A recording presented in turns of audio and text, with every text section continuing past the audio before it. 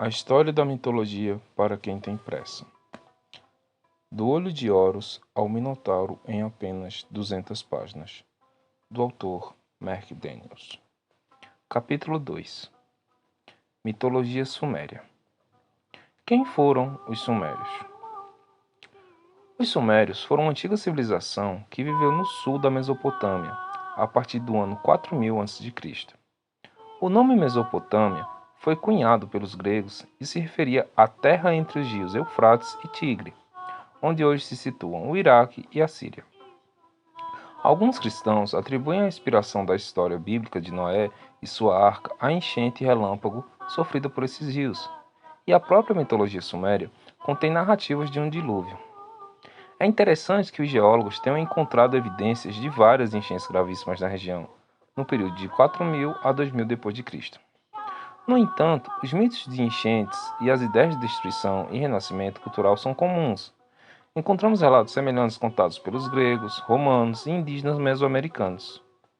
E, naturalmente, é provável que evidências de enchentes possam ser encontradas próximo à maioria das confluências dos grandes rios. Os primeiros grupos começaram a se estabelecer na região a partir do século V a.C. e foram fundadas comunidades que mais tarde se tornariam grandes cidades-estado. Ao longo do milênio seguinte, o povo semita, conhecido como os Sumérios, migrou para lá de todas as direções, inclusive dos desertos da Síria e da Arábia. E a região começou a florescer. Seus dias de glória duraram até aproximadamente o ano 2300, tornando sua civilização uma das maiores da Terra. No entanto, disputas internas posteriores entre as cidades-estado enfraqueceram seu poder unido contra as forças externas.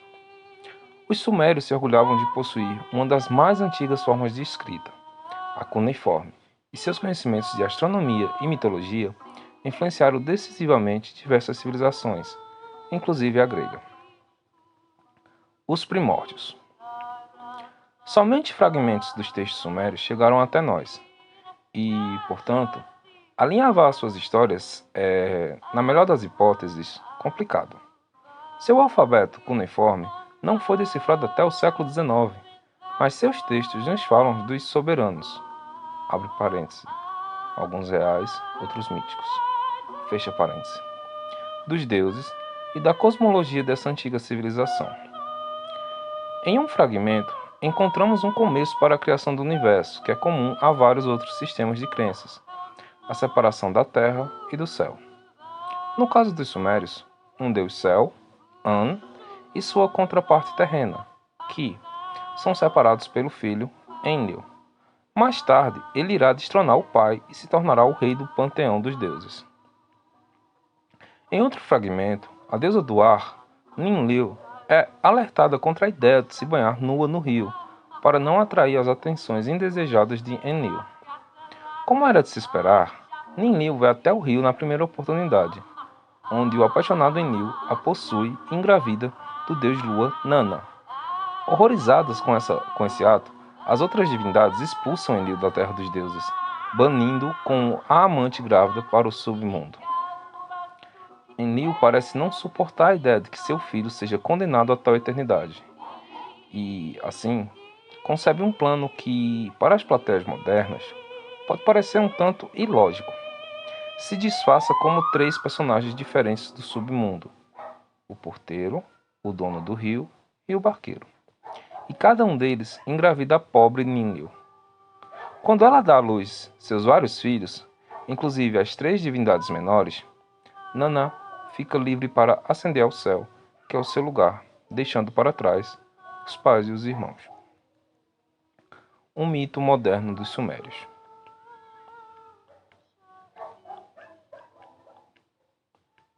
Entre os dois personagens de pé, vê-se o que parece ser o Sol cercado por 11 corpos celestes, com um 12º mais adiante, próximo ao nariz do personagem central. Zacarias Sitchin publicou um livro na década de 70 sobre o significado dessa impressão, alegando que os 11 pontos se assemelham aos 9 planetas do nosso sistema solar, justamente com 2 de suas luas. Assim fazendo desse tablete um extraordinário exemplo do conhecimento astronômico dos sumérios e de sua compreensão do sistema solar milhares de anos antes de qualquer outro povo. Mas Sitchin não parou por aí. De acordo com ele, o misterioso 10º ponto fora do sistema solar representa um planeta chamado Nibiru, do qual alienígenas viriam visitar os sumérios a cada 3.600 anos para fazer experiências, transmitir ensinamentos e fornicar com suas esposas. Ele afirma também que os mitos que falam dos deuses de Anunnaki vindo ao mundo dos mortais eram, na verdade, essas excursões alienígenas e não, abre parênteses, como muitos acreditariam, fecha parênteses, apenas visitas dos deuses provenientes de Anu. Há alguns problemas com essa teoria, sendo o mais crucial deles o fato de que os sumérios descrevem em textos a sua visão de mundo, análoga à ideia sustentada por outras civilizações, de que a Terra é plana, com um submundo mortal embaixo e totalmente cercada por águas celestiais. Nenhuma menção é feita ao Sol e ao Sistema Solar. Ainda assim, essa teoria cativou algumas pessoas, e a internet está repleta de teorias sobre alienígenas do planeta X visitando a Terra de tantos em tantos milênios. Apesar do fato de que ninguém pensou em registrar uma visita na excursão intermediária que deve ter ocorrido entre o apogeu da civilização suméria e os dias de hoje.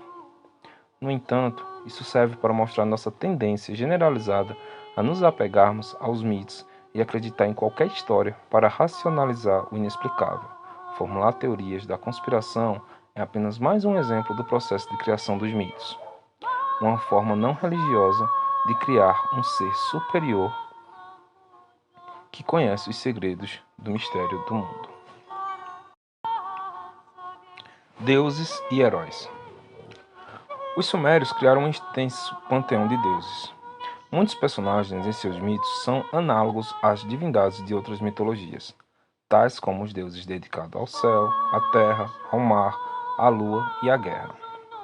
Os fragmentos dos textos sumérios que deciframos nos falam de seus deuses fundadores e os retratam como os primeiros reis de suas grandes cidades-estado, dos quais as famílias governantes descendiam. Isso ajudou a colocar esses reis no mais alto pedestal e foi um modo excelente de elevar os líderes ao status de semideuses. Afinal, quem se atreveria a desafiar um tataraneto dos deuses? Essa tática também foi empregada pelos romanos. Enki.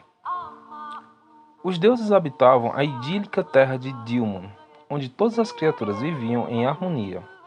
Nintu, uma divindade feminina, pediu a Enki, um dos mais importantes deuses sumérios, para produzir chuvas. Como deus da água, Enki assentiu e, possuindo um apetite sexual voraz, tentou também seduzir Nintu. Dando um significado divino ao casamento, o relato sumério afirma que Nintu não cedeu ao desejo de Enki até que ele fizesse dela uma mulher honesta. Infelizmente, a honestidade acabou aí. Nintu ficou grávida durante 9 dias, até dar à luz a Ninsar, deusa da vegetação, a qual, por sua vez, foi engravidada pelo pai. Após somente 9 dias de gestação, Ninsar deu à luz Ninkurra, deusa das montanhas.